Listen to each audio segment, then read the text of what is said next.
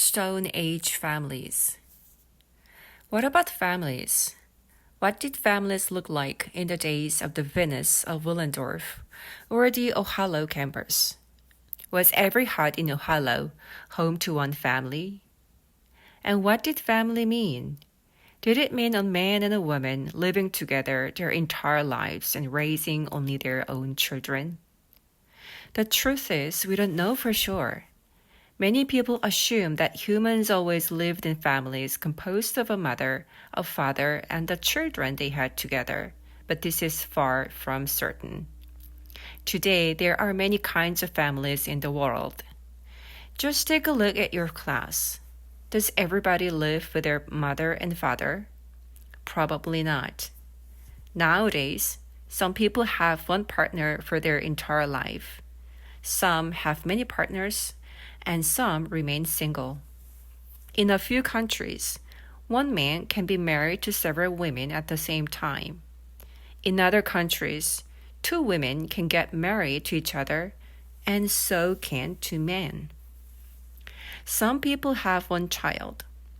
Some have 10, and some have none. Some children are raised by a single mother or a single father, or perhaps by their grandparents. Others are adopted, and some have two fathers or two mothers. Sometimes parents separate and later find new partners. So a child might have a mother, a father, and also a stepfather and a stepmother. Some families include dozens of aunts, uncles, cousins, and grandparents, all living together. So you might share a room with your cousin rather than your brother, and it might be your uncle or your grandmother who makes breakfast every day rather than your parents. There are so many options. Our cousins, the apes, have a variety of different living arrangements too. Gibbons usually in pairs. When a male gibbon and a female gibbon become a couple, they tend to stay together for many years. They live by themselves in their own part of the forest, taking care of their children. With gorillas, it's much more common for one male to live with a lot of females and all their children. Every little gorilla has a different mother, but they all have the same father. Orangutans like to be by themselves, enjoying peaceful solitude. Perhaps just sitting in a tree watching the sunset. Orangutan mothers are almost always single moms, raising their young by themselves with no father around. And when the young grow up, they move out and go off to live alone. They don't feel sad about it. That's just the way they like it.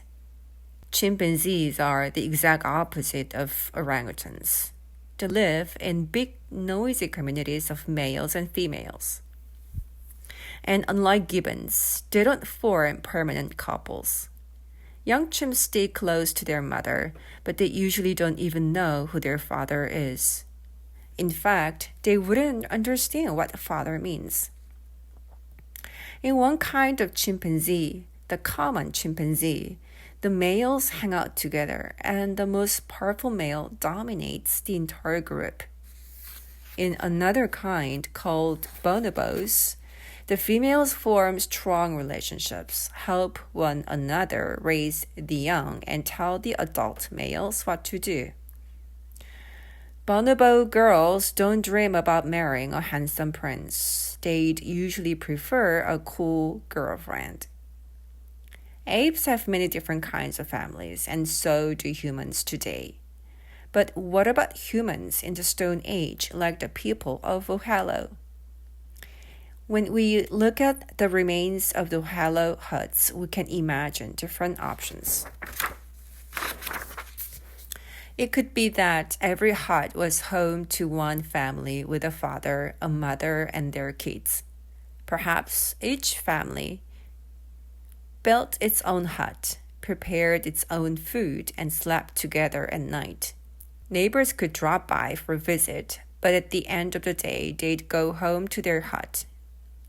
If two people fell in love and decided to start living together, They might have a big marriage ceremony so that everybody knew about it. And then they would build a completely new hut just for themselves. Maybe it was like that. Or maybe it was a little different. A man, a woman, and their 3 kids might have lived in one hut. In a neighboring hut, there could have been a woman with her 2 kids, plus her current boyfriend and his 2 kids. In the 3rd hut, 1 woman and her child. In the 4th hut, 1 woman, her 3 children, and her current girlfriend. In the 5th hut, 3 old people living together with no kids. And in the 6th hut, 1 man living all by himself. Or maybe it was totally different. Maybe there was no clear separation into families, and people lived in what is known as commune. When the commune came to a new place and set up camp, everybody would work together, building several huts and tents, and they all slept and ate where they wanted.